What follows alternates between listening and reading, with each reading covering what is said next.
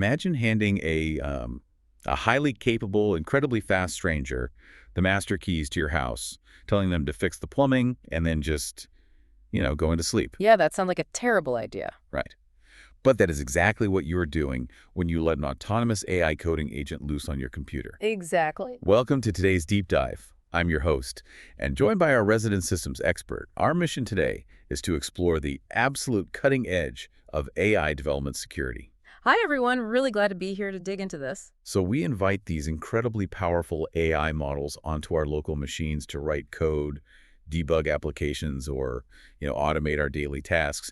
And we essentially just give them uninhibited access to our file systems. Which is pretty wild when you think about it. It really is. For anyone who tracks the sheer capabilities of these models, this is just an undeniable security nightmare. I mean, if an agent hallucinates or enters an infinite loop or is fed a malicious prompt. Oh, yeah, the malicious prompt injection is a huge risk. Exactly. It has the functional permission to just delete critical source code, expose sensitive local data, or casually leak your expensive API keys right to a public server. And we've seen that happen. We have. So today, we are using a newly released Apache 2.0 open source GitHub repository from NVIDIA to explore this threat. It's called OpenShell. Okay, let's unpack this, because OpenShell operates as this high-security, heavily monitored, padded room for your AI agents. I like that analogy, a padded room. Right. It allows them to swing their arms, write code, and execute tests, while structurally preventing them from breaking out and compromising your actual operating system. What's fascinating here is this is not just a conceptual white paper or some, theoretical framework. Right. It's real. It is very real. OpenShell is a concrete, deployable, private runtime that is designed specifically around the behavioral quirks of autonomous AI. Okay, so it's built for how AI actually acts. Precisely. Its core architectural mandate is to protect your data, your credentials, and your underlying infrastructure from the exact AI tools you are trying to utilize for productivity. Okay, so to understand how OpenShell actually contains these highly capable agents, we really need to look under the hood at its architecture. Let's do it. The source material explains that it operates using a lightweight gateway, which acts as the control plane API and isolated sandboxes where the execution actually happens. Don't break. But the deployment model caught my eye immediately, because behind the scenes, OpenShell spins up a K3's Kubernetes cluster entirely inside a single Docker container. It does, yeah. But wait, Kubernetes is notoriously heavy and complex. Oh, absolutely. It can be a nightmare to manage. Right, so if I, as a developer, just want to safely test out a new coding agent on my laptop, setting up a whole Kubernetes cluster sounds like massive overkill. Yeah. Why wouldn't NVIDIA just use a standard isolated Docker container? Well, that is the natural reaction for pretty much any developer who has wrestled with Kubernetes configuration files in the past. Exactly. It's painful. It is. But standard Docker containers simply do not provide the granular enterprise-grade orchestration and the multi-tenant security policies required to contain an unpredictable AI. Ah, okay. So it's about control. Yes. K3s, however, solves the bloat problem. It's actually a highly streamlined, certified Kubernetes distribution that was originally designed for IoT and edge computing. Oh, edge computing, so it has to be small. Precisely. It strips out all the legacy cloud provider integrations and packs the entire Kubernetes control plane into a single, tiny binary. Wow, just one binary. Just one. So by running that K3's binary inside a Docker container, OpenShell abstracts the complexity entirely away from the user. Okay, I see. You get the immense declarative power and security controls of Kubernetes, but without the multi-gigabyte memory footprint. So your immediate setup remains really simple. Exactly. It's as simple as ensuring a Docker daemon is running on your host machine, but the underlying engine is robust enough to eventually scale into massive enterprise deployments. Okay, so the user isn't actually managing Kubernetes directly at all. Not at all. It is just serving as the orchestration engine, purring beneath the surface, enforcing the boundaries. So how does that engine actually physically stop an agent from doing something malicious? Well, it employs a strict defense-in-depth strategy, and it uses 4 distinct overlapping security perimeters. Okay, 4 layers. What's the first one? The first layer is the file system. When a sandbox is provisioned, the file system policies are explicitly locked down. Right.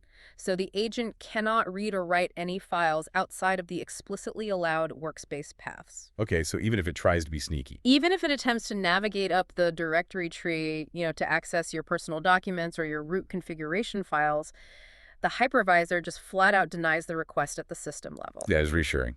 And the second layer is the process layer, which blocks privilege escalation. Yes, exactly. The source material notes that the OpenShell codebase is overwhelmingly written in Rust. It's like about 89% of it. Oh. I assume utilizing Rust is a deliberate choice for enforcing this process isolation. Oh, absolutely. It's a huge factor. When an AI agent is generating and executing arbitrary code, the risk of a system-level exploit just skyrockets. Right, because it's writing code you haven't reviewed yet. Exactly. If the sandbox engine were written in a memory-unsafe language, like, say, C or C++ plus a hallucinating agent, could inadvertently write a script that triggers a buffer overflow attack. Oh, wow. And then leak memory. Leak memory and potentially trick the host kernel into granting it root administrator access. Which defeats the whole purpose of the sandbox. Right. But Rust guarantees memory safety at compile time through its ownership and borrow checker models. It inherently blocks the entire class of memory vulnerabilities that an agent would need to break out of the process layer. That makes perfect sense. So the engine itself is structurally immune to the chaos happening inside the sandbox. Okay, so that covers local files and local processes. But, I mean, an AI coding agent is practically useless if it is completely cut off from the outside world. It needs to send my prompts and its context out to external large language models to actually generate the code. Which brings us to the third layer, the network. Okay. Every sandbox initializes with incredibly restrictive outbound access. When the agent attempts to connect to a remote server, OpenShell's policy engine intercepts the network request. So it's actively watching the traffic. Yes. It verifies if the destination IP and the specific binary making the request actually match your allowed policy. If they don't, the packet is just dropped. And I assume the attempt is logged. Dropped and logged, yes. Furthermore, this network layer is hot-reloadable. Meaning you can change it on the fly. Exactly. You can dynamically update the routing rules while the agent is actively working without needing to restart the sandbox and lose all of the agent's context. That is a massive time saver. And these networking boundaries are defined using declarative YAML files, right? Yes, they are. So instead of burying the security configurations deep inside some proprietary application code, you have a highly auditable, human-readable text file that explicitly states what domains the agent is allowed to ping. And auditing is critical here. In a corporate environment, a security team can simply review that YAML file and mathematically prove that the AI agent physically cannot connect to, say, unauthorized internal company servers. Which leaves us with the fourth and final layer of defense, the inference layer. Yes. This might be the most fascinating part of the architecture, honestly, because it deals with the credential conundrum. The doors to the outside world. Right, because if an agent is isolated inside this sandbox, it still has to authenticate with external models like Claude or OpenAI to function. Yep. But if you put your API keys inside the sandbox so the agent can use them, you run the massive risk of the agent accidentally printing those keys into a log file, or including them in a code snippet, or worse, sending them to a malicious server. And this is one of the absolute biggest bottlenecks in corporate AI adoption right now. Because of the security risk. Because large enterprises are terrified of data exfiltration. OpenShell actually tackles this through a system it calls providers and a deeply integrated mechanism called the privacy router. Okay, how does that work? Well, instead of placing your API keys anywhere near the agent's virtual file system, OpenShell manages your keys externally as named credential bundles. Oh, I see.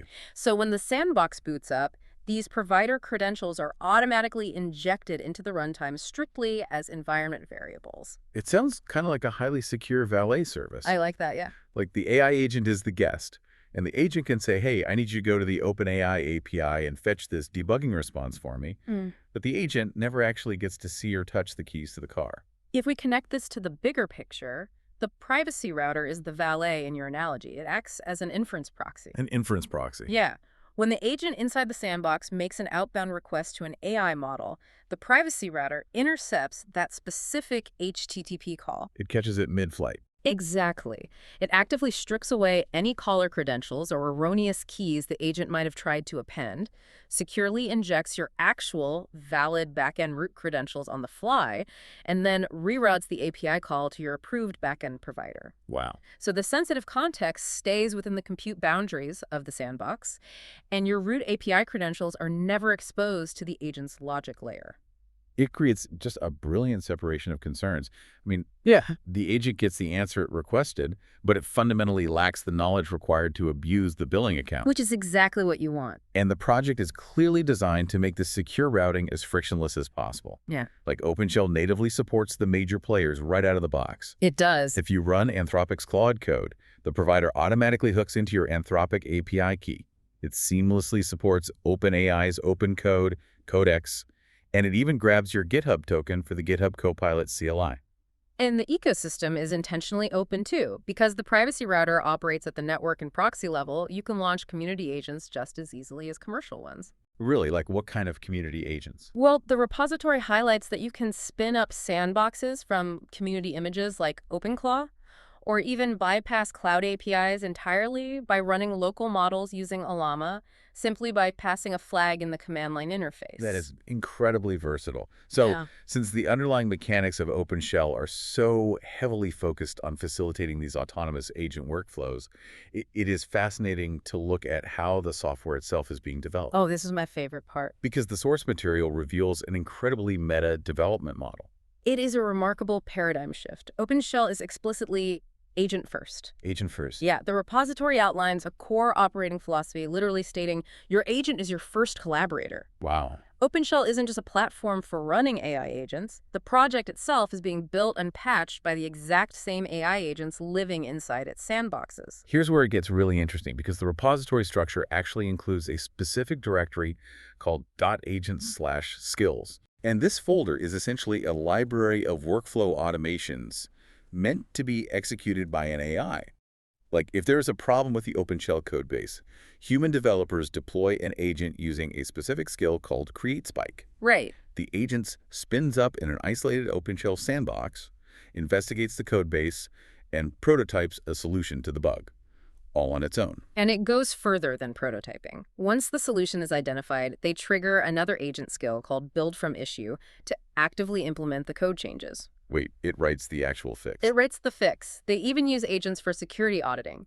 There is a specific skill called review security issue, where an autonomous agent conducts a severity assessment on the platform and produces a remediation plan. That creates an incredibly interesting feedback loop. I mean, the sandbox secures the agent, and the agent patches the sandbox. Exactly.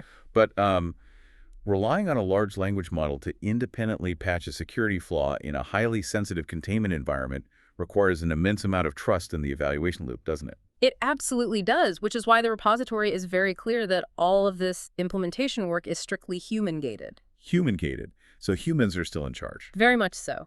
The autonomous agents are doing all the heavy lifting of investigating the architecture, prototyping the fix, and proposing the code changes.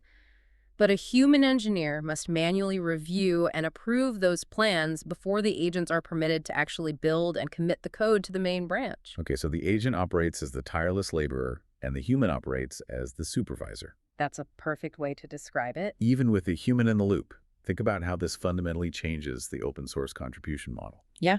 I mean, historically, if you, listening to this right now, found a bug in a complex Kubernetes-backed project, you would navigate to GitHub, open an issue, write a detailed bug report, and just wait weeks or months hoping a core maintainer had the bandwidth to fix it. Exactly. Right. But with OpenShell's agent-first model, the repository encourages a totally different behavior.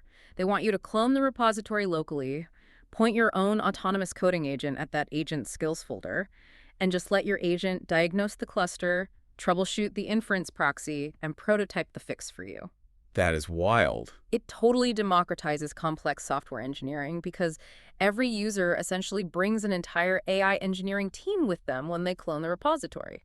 It really redefines what it means to be an active contributor. It does. But before you rush off to implement OpenShell across your entire company's infrastructure, we need to do a reality check on the current state of the project. Fair enough. If the repository explicitly warns us to expect rough edges, and it lacks true enterprise multi-tenancy because it explicitly states it's only in alpha software single-player mode, why should a busy engineer invest their time learning this specific tool right now? This raises an important question about the pace of AI integration in the modern enterprise. The project is completely transparent that it is currently proof-of-life software. It's meant for one developer running one environment with one gateway. Right. But single-player mode is the exact isolated environment developers desperately need today. Right now, engineers are actively downloading tools like Claude Code or Copilot CLI and realizing they do not have a safe local environment to actually test them against proprietary code bases. And OpenShell provides that safe harbor immediately. Yes. Furthermore, by getting in at the alpha stage, you are actively learning the underlying declarative policies and K3's architectures of a system that is laying the direct groundwork for multi-tenant enterprise deployments. So you are basically learning the syntax of the future before it becomes a mandatory corporate standard. Exactly. When the enterprise version eventually rolls out, you won't be scrambling to understand how to write an auditable YAML policy to secure an AI agent. You will already be deeply familiar with the architecture. It gives you a massive practical head start. That makes a lot of sense. And despite being an alpha release, the developer tooling inside the project is actually already quite robust. Oh, it's very slick. It features a real-time, keyboard-driven terminal UI for monitoring your gateways, sandboxes, and providers directly from the command line. And specifically, it utilizes Vim-style key bindings, like using J and K to navigate lists. Which developers love. Right. That is a massive quality of life feature because it means you can manage these complex agent environments while staying completely in your flow state without ever having to take your hands off the keyboard to reach for a mouse. It is clearly built by developers for developers. Definitely. But we also must address the hardware integration, specifically regarding GPUs. Oh, right. Because AI needs compute. Exactly. If you are doing serious local AI inference, you need access to your graphics processing units. OpenShell includes an experimental feature where you can pass a --GPU flag when provisioning a sandbox. And what does that do? This passes your host machine's physical GPUs directly into the isolated K3's environment. Wait, really? Passing hardware accelerators into a containerized environment is notoriously painful.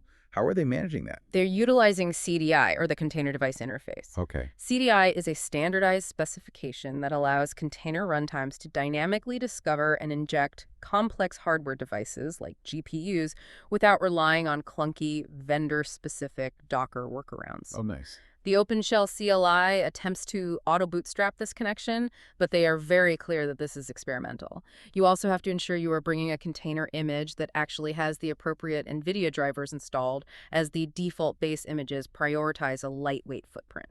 So it requires a bit of configuration, but the capability to run heavy local inference inside a fully locked down K3's container is there. Exactly. The foundation is solid. Okay, let's pull all of this together. NVIDIA's OpenShell is offering us a Rust-powered, K3's-backed secure sandbox. It operates on a strict defense-in-depth approach, locking down the file system, blocking privilege escalation at the process level, and securing the network through hot-reloadable declarative YAML policies. Right. It solves the credential nightmare using an injected provider system and a deeply integrated privacy router, ensuring your API keys are never exposed to the agent's logic layer.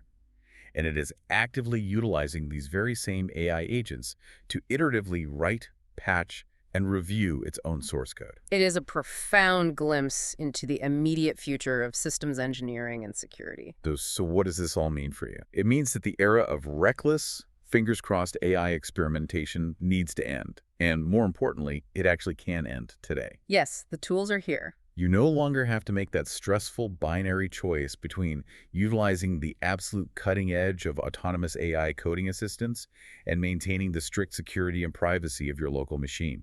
OpenShell provides the rigorous, auditable, padded room you need to let these highly capable agents do their best work safely.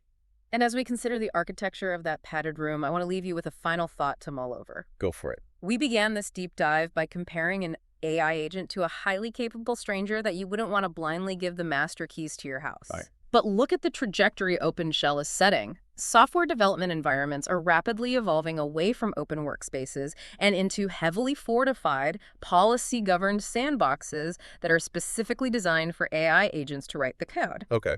The humans are being repositioned strictly on the outside of the sandbox, merely acting as the approvers who review the AI's pull requests. So if the operating system of the future is essentially a secure hypervisor built primarily to host autonomous agents, how long until the primary user of a computer is no longer a human being, but an AI? Wow. That is a fundamental shift in how we interact with machines, and a question we're all going to have to answer very soon. Thanks for joining us on this deep dive.